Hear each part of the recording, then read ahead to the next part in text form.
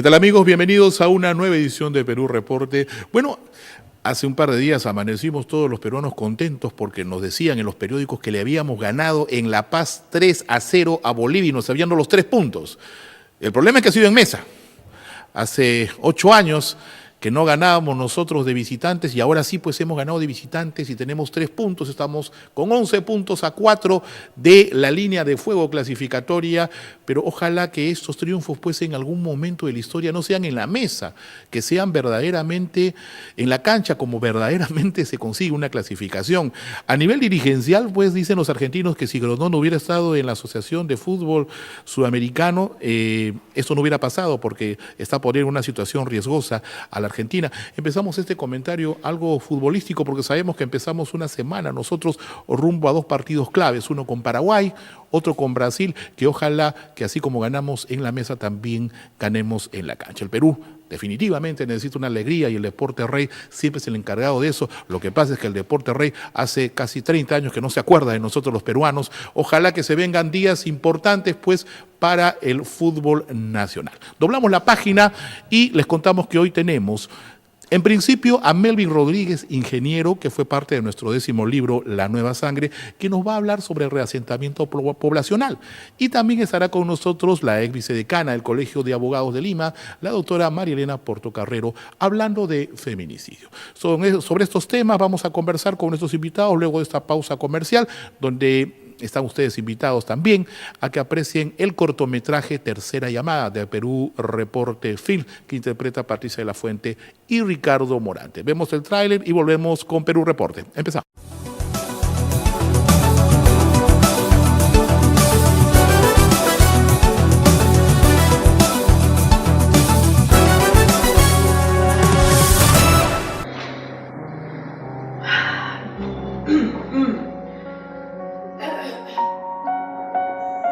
Nicolás, ¿puedo empezar? Sí, pero levanta un poco más la voz, ¿eh?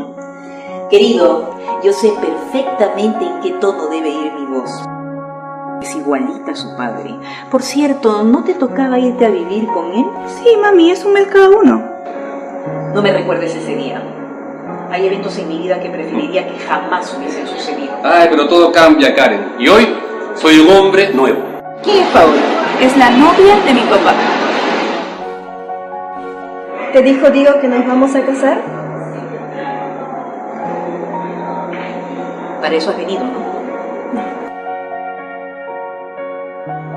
Si me dieran a escoger, no me iría de viaje, pero tampoco me quedaría. Me gustaría irme a un lugar donde no pueda verlos, a ninguno de los dos. Dayana. Deseo que seas muy feliz al lado de ella y que te alcance la plata. Los chicos de hoy en día consumen droga y de repente la hija de Karen se... Ya en algún momento lo debe haber hecho. Que seas feliz, que llegues muy lejos. Trata de ser feliz cada día, hija.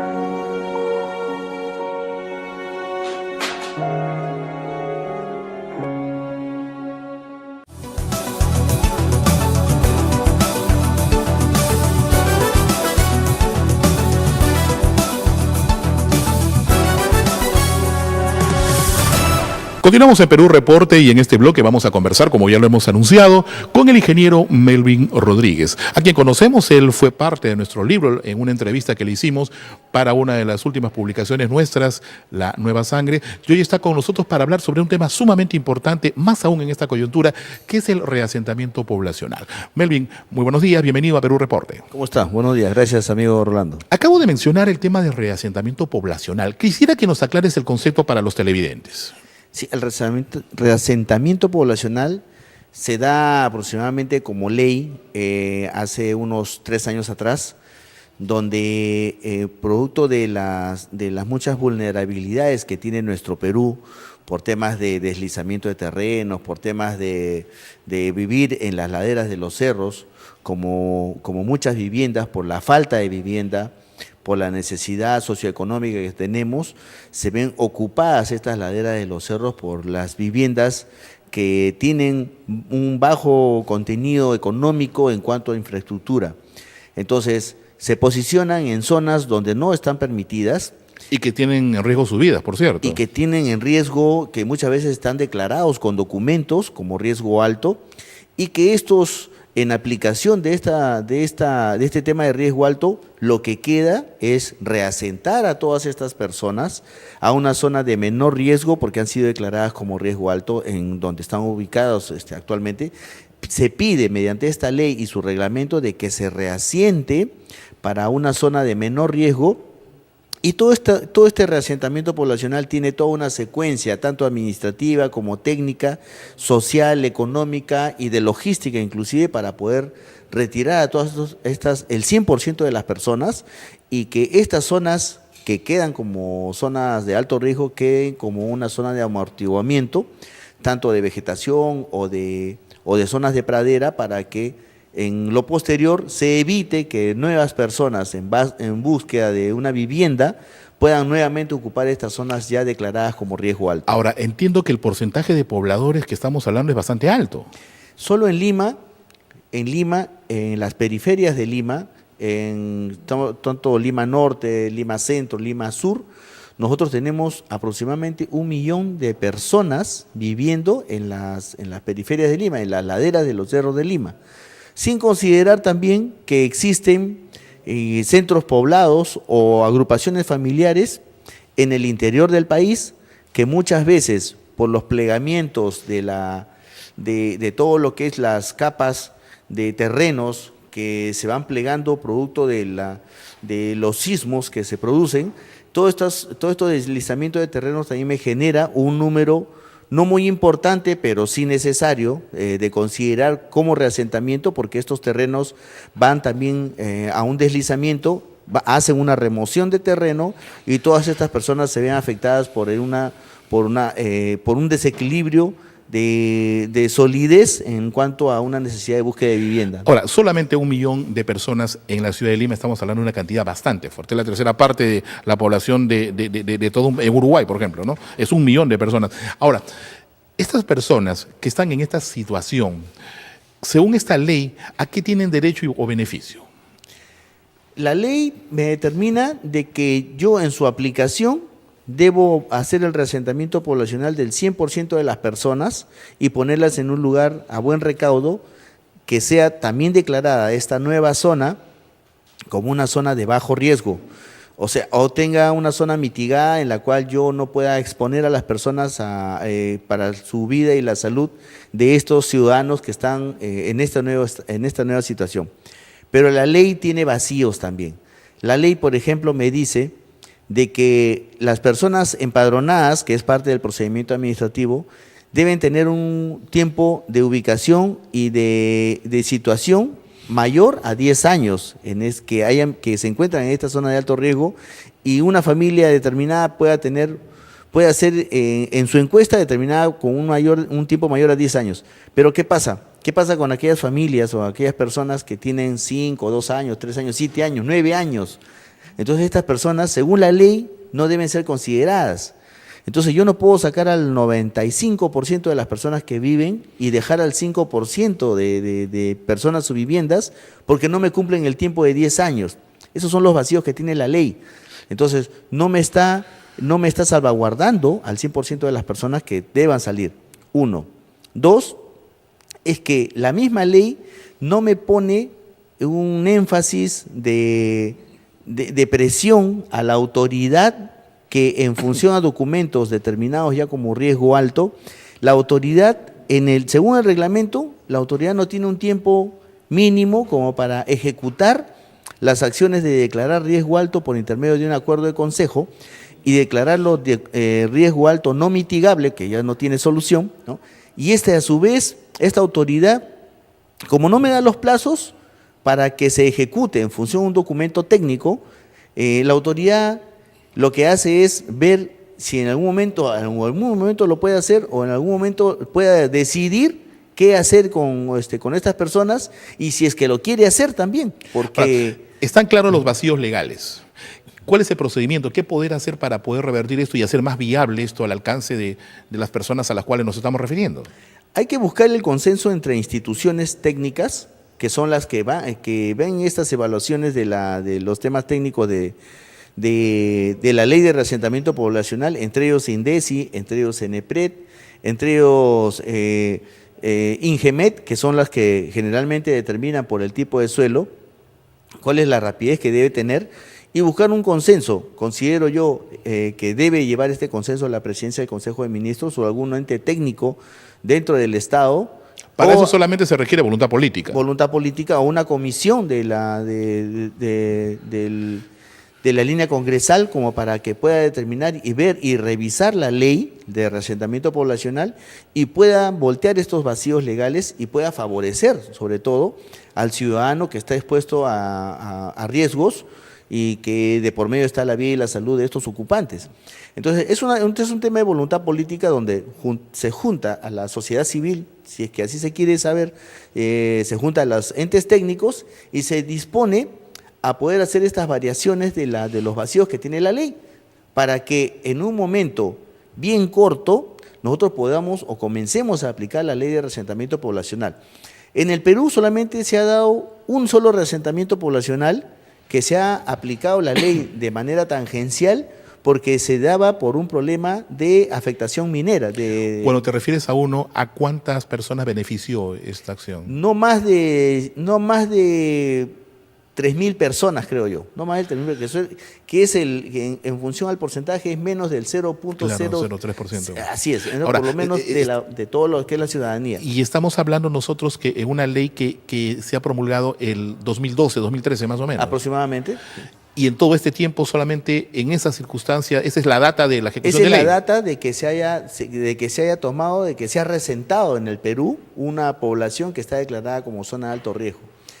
Nosotros tenemos inclusive, hay avances de muchos centros poblados, de muchos conglomerados de viviendas, inclusive un caso siempre inédito va a ser el tema de Chosica, que ya se ha hecho avances, pero avances nada más, porque al final no se ha reasentado, donde se le determina a esta población de la quebrada Carocio, por ejemplo, de la escalera Florida, todas estas zonas vulnerables en la zona de Chosica, donde por intermedio de un acuerdo de consejo, bajo presión que le ejerció tanto la Municipalidad de Lima como el Cuerpo de Regidores al alcalde de Chosica, bajo presión pudo declarar como zonas de alto riesgo no mitigable. Ahora, pueden tener que acá primó más la presión política que la ejecución de la ley misma.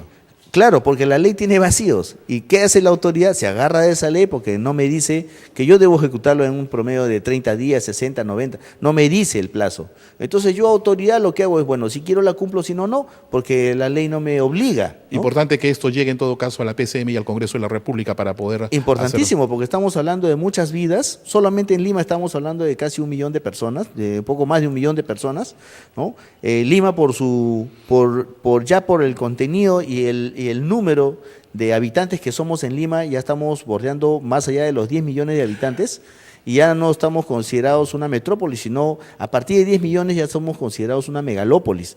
Entonces, en esa cantidad tenemos que ver nosotros el crecimiento de la ciudad de manera ordenada, de manera progresiva, pero también viéndolo con un ordenamiento territorial eficiente, un ordenamiento territorial seguro, donde las personas que vayan a crecer, que la ciudad crezca horizontalmente, me parece muy bien. Que la ciudad crezca de manera vertical, pero con seguridad. Y si va a crecer de manera horizontal, en los lugares donde sí son idóneos, claro, o adecuados para tener un bajo nivel de riesgo, sin que no haya y salvaguardar la vida humana. Para terminar, entiendo que si esta ley fue promulgada en el 2012, era ante una necesidad que se arrastraba por muchos años. Y yo quisiera remontarme a hacer un poco el análisis del gobierno que acaba de terminar, Melvin, tú como ingeniero. ¿Cuál era la situación dentro del esquema de necesidad que había de la población en riesgo en situaciones como estas, la situación de los peruanos en el 2011, cuando entra Ollanta-Humala al gobierno?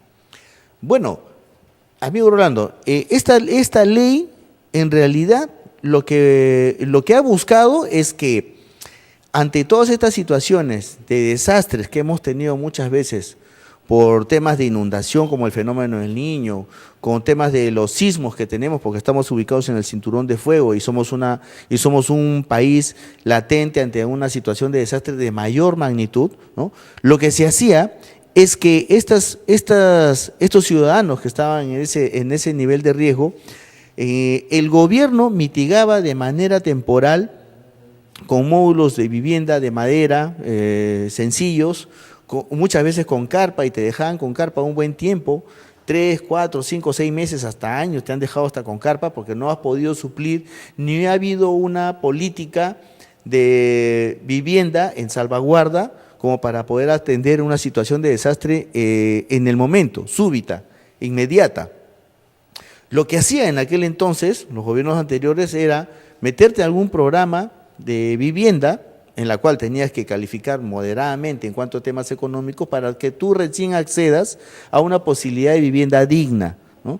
Entonces, esta ley de reasentamiento, aún mal ejecutada, aún mal dada y en su ejecución administrativa inclusive, Igual ha tiene servido. vacíos que todavía no se ha ejecutado. en No su se ha totalidad. completado. No se ha completado y no tenemos ni siquiera una estadística de logros de este reasentamiento poblacional. Urge de que el Congreso, mediante los congresistas o las comisiones, hagan una revisión y hagan un replanteo de esta ley para que se pueda tener mayor éxito y sobre todo salvaguardar la vida humana. Entiendo que la ley es necesaria, que es importante para muchos pobladores que sus vidas están en riesgo, pero que no ha sido elaborada de la manera, digamos, cerrando el círculo de lo que debería ser cubrir las necesidades, ¿no? Sí, hay mucha burocracia administrativa que se genera y está en papel, así que no me facilita, ¿no? Es tedioso, los alcaldes también muchas veces en el camino se cansan con sus funcionarios y la población más aún, porque no es una población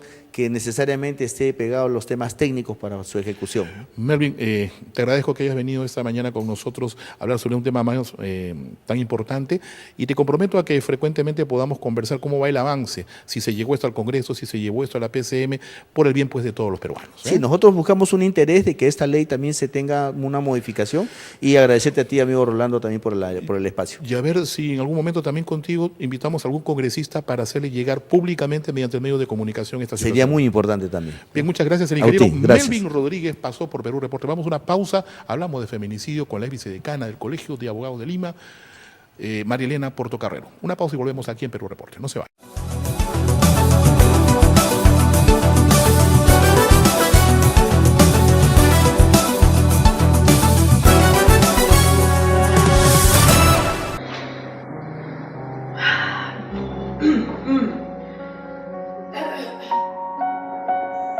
Nicolás, ¿puedo empezar? Sí, pero levanta un poco más la voz, ¿eh? Querido, yo sé perfectamente en qué tono debe ir mi voz. Es igualita a su padre. Por cierto, ¿no te tocaba irte a vivir con él? Sí, mami, es un mes cada uno. No me recuerdes ese día.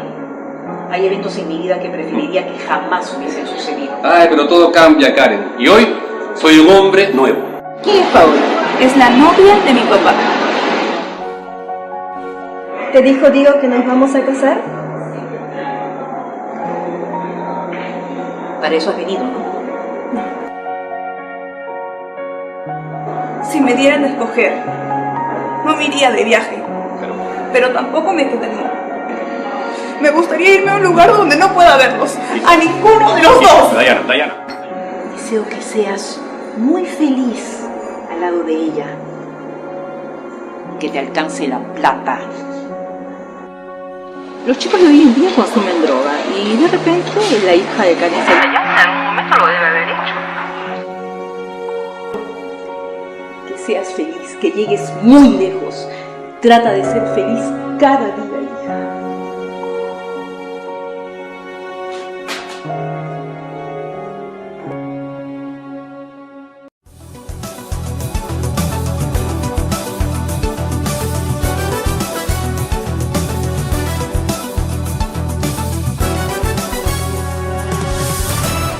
Conversa con nosotros la doctora María Elena Portocarrero. María Elena, bienvenida a Perú Reporte. Muy buenos días. Buenos días, Rolando. Muchas gracias por la invitación. Gracias por venir. María Elena, cuando terminó la marcha Ni Una Menos, aunque sea un poco apocalíptico el entre líneas, yo tenía la lectura que esto se iba a agudizar. Y se iba a agudizar por el hecho que le iba a dar valor a muchas mujeres para denunciar cuál era verdaderamente la situación que estaban viviendo, cosa que se ha llevado a cabo en los últimos días, semanas, meses. pero ¿cuáles son las soluciones? Porque sí, pues, hubo una gran marcha, una marcha histórica, y al día siguiente teníamos 10 veces más casos de denuncias. Hasta ahí ya tenemos sobre la mesa los elementos que hay que dar solución. ¿Cuál tendría que ser el siguiente paso? Bueno, primero creo que es preciso señalar cuáles son las apreciaciones, en mi caso, apreciaciones personales, referente al por qué el incremento y la respuesta que se debe de dar, ¿no? Efectivamente, ese incremento se debe al hecho de que aquellas mujeres violentadas, aquella cifra oscura grande que tenemos en el país, se vio respaldada socialmente. O sea, la mujer violentada sintió que iba a tener un respaldo, que la respaldaba la sociedad, porque esta marcha, como bien dices, es histórica. Y efectivamente se dio la respuesta, las mujeres comenzaron a salir de este oscurantismo en el que estaban, de esta situación tan penosa que vivían. Sin embargo, también tenemos que ver el perfil del agresor. El agresor también se vio confrontado con una realidad que le era negativa, que la sociedad lo iba a rechazar. Y obviamente el agresor tiene el perfil de poca tolerancia y de violencia acumulada. Entonces, ellos, al ver la respuesta de estas mujeres y al ver que no les era propicio el ambiente para seguir con la agresión, pues se vuelven más agresivos por el tema de la intolerancia y la frustración acumulada, la violencia acumulada. Entonces, ellos han respondido con más fuerza. Ahí hay algo de psicología también. Por supuesto que sí. El problema es que ante este hecho, si bien es cierto la sociedad lo reprocha, lo rechaza, la ley tiene que estar a la par del reclamo social. Y lo que tenemos que es que efectivamente se están tomando las medidas pertinentes, efectivamente el Poder Legislativo, la sociedad en pleno quiere dar soporte, pero la aplicación de las normas que ya se han dado, lamentablemente no van al paso que se desea. Entonces tenemos muchos problemas con respecto a la aplicación, por ejemplo, de la Ley 30.364, que es de prevención contra el feminicidio y la violencia familiar. Las mujeres denuncian, por ejemplo. Sin embargo, tenemos problemas reales en lo que es el aspecto médico-legal. Al momento de hacer las pericias, se demora el tiempo. Sin embargo, hay un plazo de tiempo muy breve en donde se dan los mecanismos de protección a la mujer, los mecanismos de protección a la familia, y cuando se tiene que probar este hecho de violencia, estos mecanismos tardan mucho. Porque otra de las cosas que yo veo, por ejemplo, hay un caso muy mediático donde lo que se puede observar, lo que se puede percibir, que hay un tipo que está manipulando a su pareja, que le está obligando a mentir públicamente frente a una cámara de televisión, y parecería que la ley no puede hacer nada. Parecería que, bueno, nadie puede intervenir, que no hay ninguna autoridad que pueda intervenir porque son dichos, finalmente, es el dicho del testimonio. Que efectivamente el Ministerio Público puede intervenir, la denuncia la puede hacer cualquier persona, pero la carga de la prueba, el aspecto procesal, el aspecto probatorio, pues se limita cuando la propia persona agraviada, de donde teóricamente tienen que emanar los elementos de prueba, no va a colaborar. Si no colabora, ¿cómo nosotros podemos probar un dicho? Si ellos son los que tienen que pasar el médico legista, si ellos son los que tienen que dar la declaración, si ellos son los que tienen... Y ahí pasa mucho también la idiosincrasia, ¿no? Un poco el perfil de muchas mujeres que a veces se da mucho el caso y dicen mucho que hay mujeres que son maltratadas pero que no lo denuncian por temor al escándalo. Bueno, lo que pasa es que acá hay un factor social, un factor cultural muy grande, ¿no? Generalmente esto no surge de la nada. El caso de la mujer que es violentada y admite la violencia es que tiene un desfase lamentablemente o una carencia afectiva, vista de cualquier lado, ya sea de la infancia, ya sea por situaciones diversas, hay una carencia o una poca valoración o una carencia afectiva que viene desde la niñez y que lamentablemente repercute y engancha con el agresor. Por otro lado, tenemos la figura del agresor, que el agresor es una persona que de alguna manera, en su infancia, también ha sido víctima de agresión. Entonces tenemos que tanto el agresor como la persona que es agredida han tenido un antecedente en formación. Eso quiere decir, de esta lectura, que nosotros tenemos que apoyar y fomentar la formación y la protección al núcleo familiar y la educación de la persona desde joven. Tarea de no solamente, si hablamos de gabinete, tarea no solamente de la cartera de justicia, sino de salud también. Es toda una gama, es multidisciplinario. Por ejemplo, tenemos nosotros Ministerio de Educación, Ministerio del Interior, Ministerio de la Mujer, Ministerio de Justicia, Ministerio de Economía.